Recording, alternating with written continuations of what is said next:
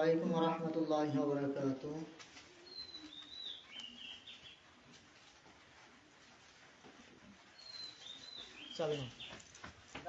الحمد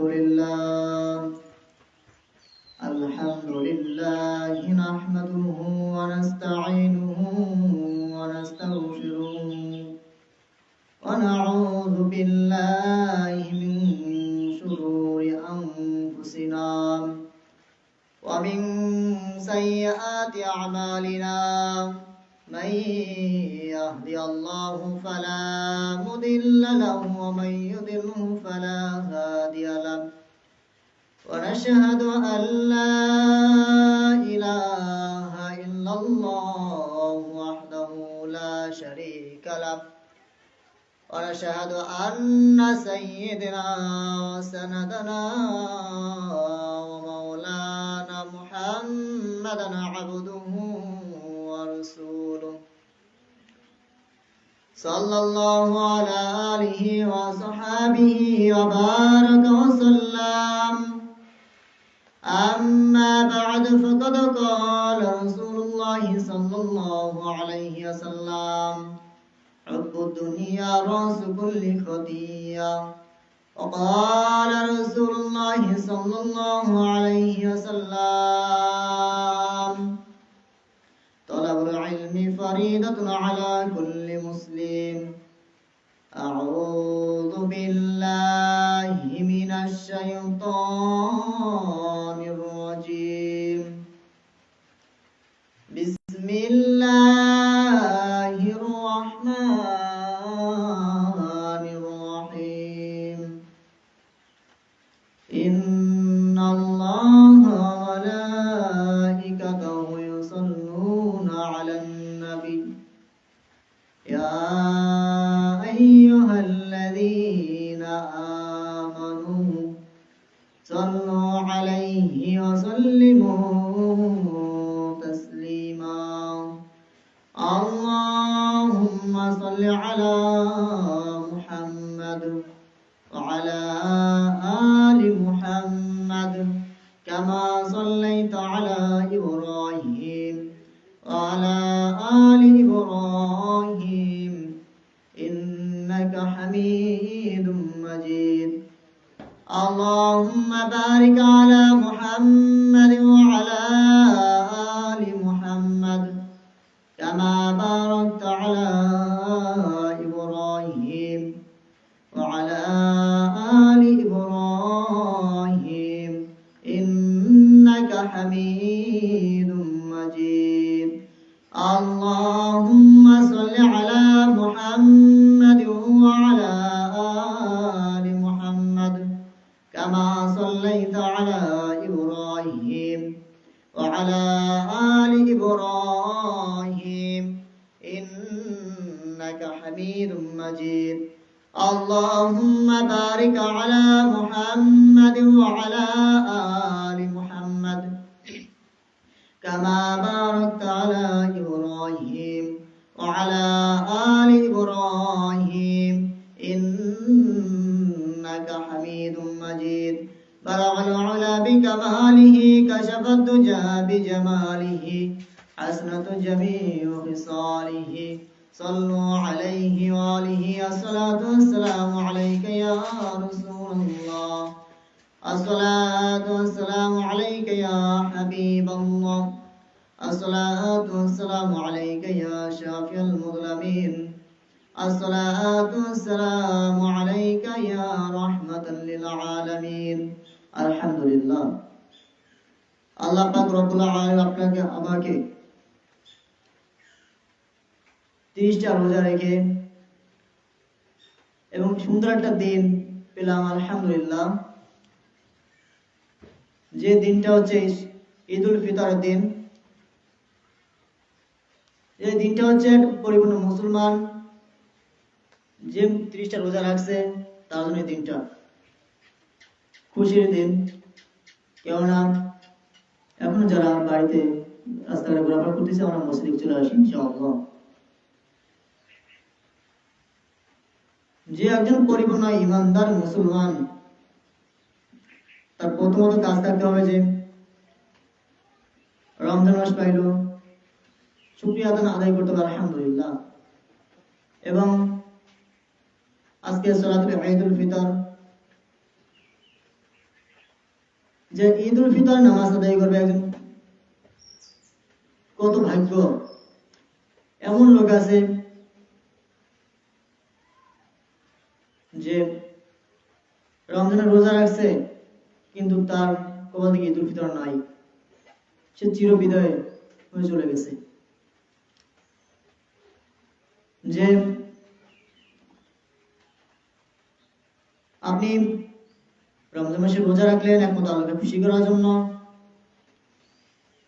যে 30টা রোজা একটা মুসলমানের দায়িত্ব। কেননা একটা মুসলিম হইতে গেলে তার পরিপূর্ণ ঈমান আনতে হবে, নামাজ আদায় করতে হবে, রমজানের রোজা রাখতে হবে, আমল করতে হবে। আল্লাহ পাক রব্বুল আলামিন এই যে দিনগুলা পাইলাম, দিনের কে যাপন করলাম, আল্লাহ সুস্থতা রেখে এই সুন্দর একটা দিন আমাদেরকে পালন করার তৌফিক দান করেছেন, আমিন। যে ঈদ মানে খুশি, ঈদ মানে আনন্দ। যে ঈদুল ফিতরের সময় আমরা শুধু সালাত আদায় করলাম, ঈদুল ফিতরের সালাত, কিন্তু 5 ওয়াক্ত সালাত আমরা পরিপূর্ণভাবে আদায় করি না। আবার কিছু লোক আছে যে ফজরের সালাত আদায় করি, জোহরের সালাত আদায় করে না। এবং কিছু লোক আছে যে জুমার সালাত আদায় করি কিন্তু 5 ওয়াক্ত সালাত আদায় করে না। এই হচ্ছে আমাদের অবস্থা। কেননা লক্ষ্য করে শুনুন যে কিছু কিছু পয়েন্ট, কিছু কিছু জিনিস আমাদেরকে জানতে হবে, বুঝতে হবে। যে হুব্বুদ দুনিয়া রাসূলি খাতিয়া, দুনিয়া মহাব্বত সকল গুনাহের মূল। আমরা দুনিয়ার জন্য এমন মায়া দয়া করি, দুনিয়ার জন্য এমন কাজ করি যে দুনিয়ার জন্য নামাজ ছেড়ে দিই, আমরা রমজানের রোজা ছেড়ে দিই, যাকাতের সময় যাকাত ছেড়ে দিই, হজের সময় হজ ছেড়ে দিই। কেননা আমাদের ঈমানটা এমন হালকা। একজন মুমিন ব্যক্তি সে চিন্তা করে আমার ঈমান যেন না হারায়। আর যারা মুনাফিক বেঈমান তারা এইসব চিন্তা কখনো করে না। যে কেননা মুসলমান ভাই বোনেরা, আপনি 30টা রোজা রাখলেন একমাত্র আল্লাহকে খুশি করার জন্য। আজকে ঈদের নামাজ আদায় করবেন, খুশিতে আত্মহারা হয়ে যাবেন। কেননা কবরবাসীরা কান্না করছে যে ঈদ শেষ হয়ে গেলে যে আমার কবরে আযাব শুরু হয়ে যাবে, ঈদ শেষ হয়ে গেলে যে আমার কবরে আযাব শুরু হয়ে যাবে। কি হবে উপায়?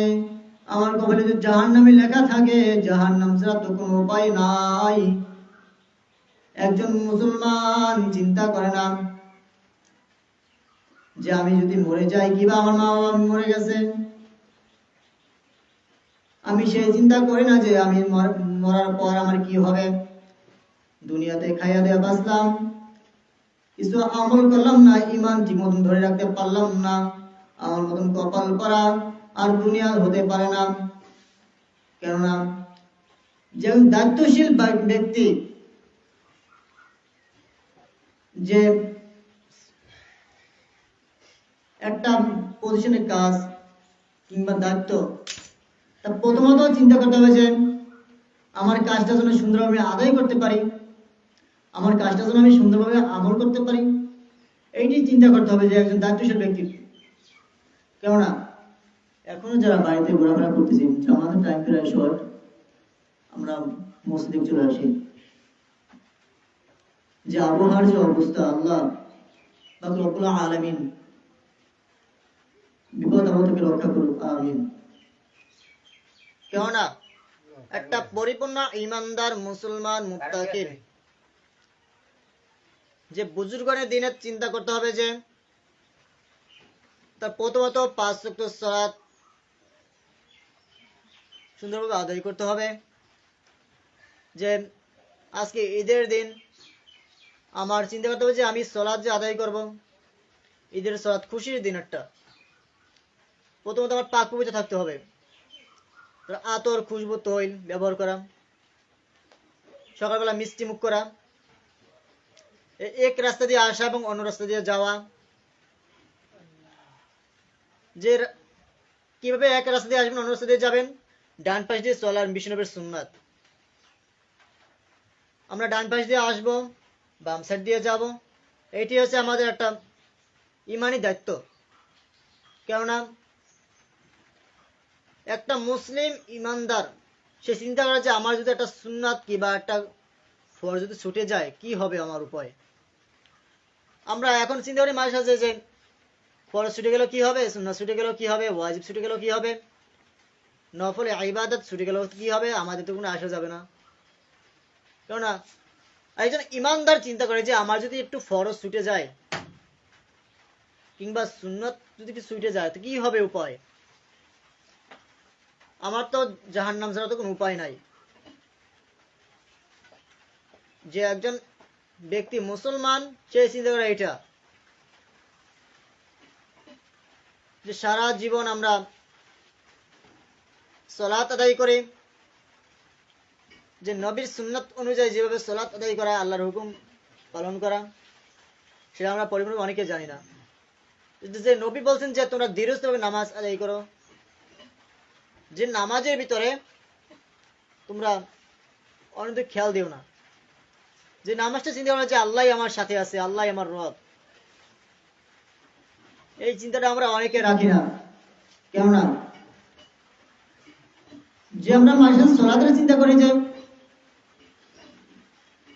আমি আরো দিন তো পাইতেছি, তারপর সালাত আদায় করবো। এখন তোমার বয়স 20 থেকে 50 বছর, 60 বছর বয়স, 100 বছর হোক, তারপর আমি সালাত আদায় করবো। আপনি যে 100 বছর গ্যারান্টি পাবেন কোন ই আছে? কেননা আমি যে 20 বছর বয়স পাইছি কিংবা 21 বছর বয়স পাইছি, এটা আমি 22 বছর পাবো কিনা কিংবা একটা সেকেন্ডের হিসাব আমি দিতে পারবো কিনা আমি জানি না।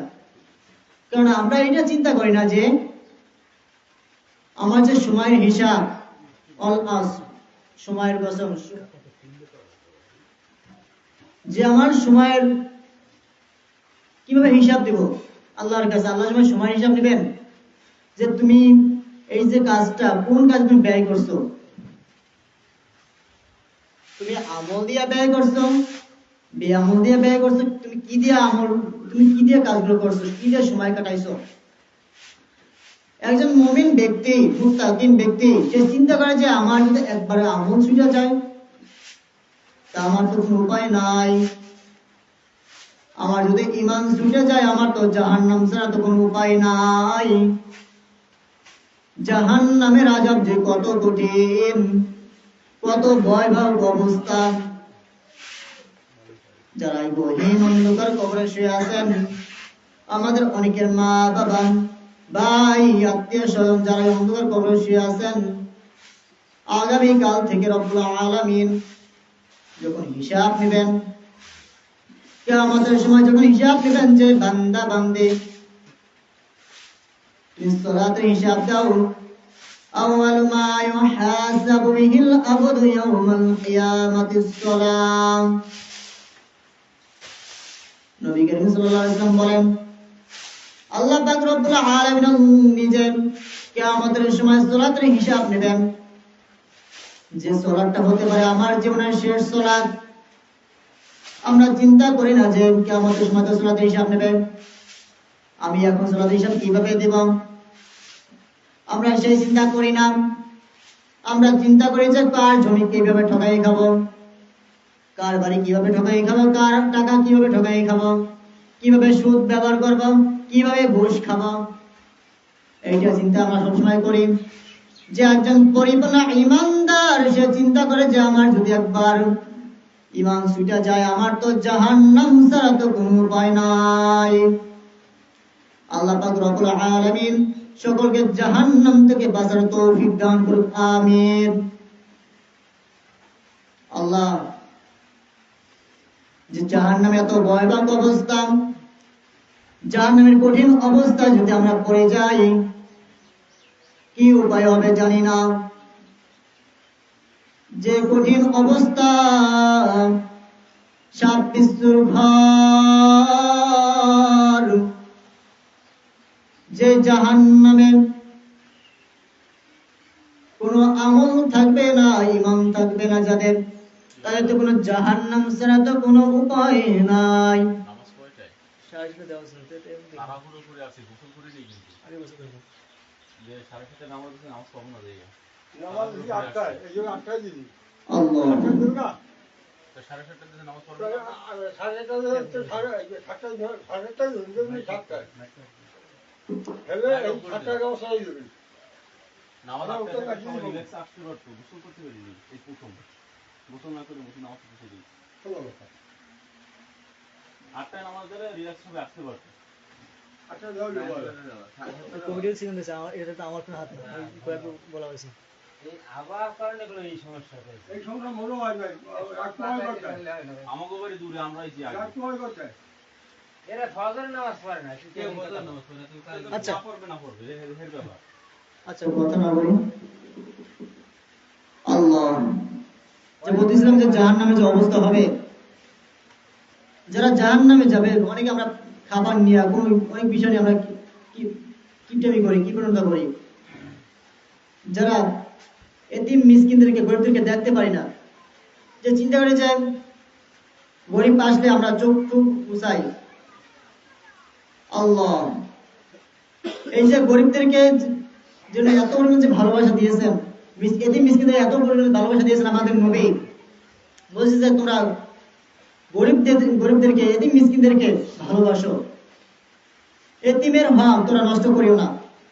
আর আমরা চিন্তা করি যে ভাই মারা গেছে কিংবা বোন মারা গেছে, তার যে সন্তান, তাদের হক আমরা নষ্ট করি। কারণ আপনার হচ্ছে পরিপূর্ণভাবে জায়গা জমি টাকা পয়সা কিভাবে যে আপনার দিতে হবে, আমরা হক পথে, সৎ পথে যেভাবে যেটুকু জায়গা সে পাবে ততটুকু আমরা আদায় করে দিতে হবে। আমরা চিন্তা করি যে এতিম হক নষ্ট করে করলে তো আমার লাভ, এতিমের টাকা পয়সা নষ্ট করে খাইলেও তো আমার লাভ। কিন্তু ওই যে দুনিয়ার জন্য আমি খাইলাম, ওই টাকাটা আমি খাইলাম না, খাইলাম আমি কি হারাম খাইলাম, জাহান্নামের আগুন খাইলাম। আল্লাহ, যে জাহান্নামের এত ভয়াবহ অবস্থা, তা এইসব জাহান্নামের চিন্তা আমরা করি না, মরার চিন্তা করি না। আমরা চিন্তা করি যে দুনিয়া মুমিনদের জন্য কয়েকখানা, কাফেরদের জন্য বেহেশখানা। গত সময় শুক্রবার বলছিলাম যে একটা হাদিস, দুনিয়া মুমিনদের জন্য কয়েকখানা, কাফেরদের জন্য বেহেশখানা। আমরা দুনিয়ার জন্য বিভিন্ন ভাবে দৌড়দৌড়ি করি, দুনিয়ার জন্য টাকা পয়সা ব্যয় করি, কিন্তু ভাই আমরা আখিরাতের জন্য কোন টাকা পয়সা, যে আপনারা চিন্তা করে যে আমি দান করলে যে আমি জান্নাত পাবো, আমি হজ করলে যে আমি জান্নাত পাবো, আমি আমল করলে যে আমি জান্নাত পাবো, 5 ওয়াক্ত সালাত আদায় করলে যে আমি জান্নাত পাবো, এইটা আমরা অনেকে চিন্তা করি না। আমরা চিন্তা করি যে আমি যে মুমিনের হক নষ্ট করে খাবো, গরিবের হক নষ্ট করে খাবো, এতিমের হক নষ্ট করে খাবো, সেই সব চিন্তা আমাদের মাথায় থাকে বর্তমানে। যে এখন যারা বাইরে ঘোরাফেরা করতেছি, বাইরে আসি, আপনারা মুসলিম চলে আসেন, টাইম তো বেশ হয়ে গেছে। আপনার 7:30 নামাজ দেওয়া ছিল, 7:34 বেজে গেছে। এবং সব 7:30 নামাজ কিন্তু 8টায় পড়ানো যাবে না। এটা নিয়ম না। এখন যাচ্ছি।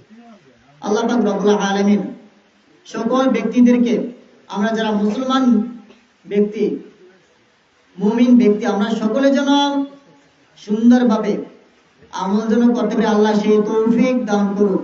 আমিন।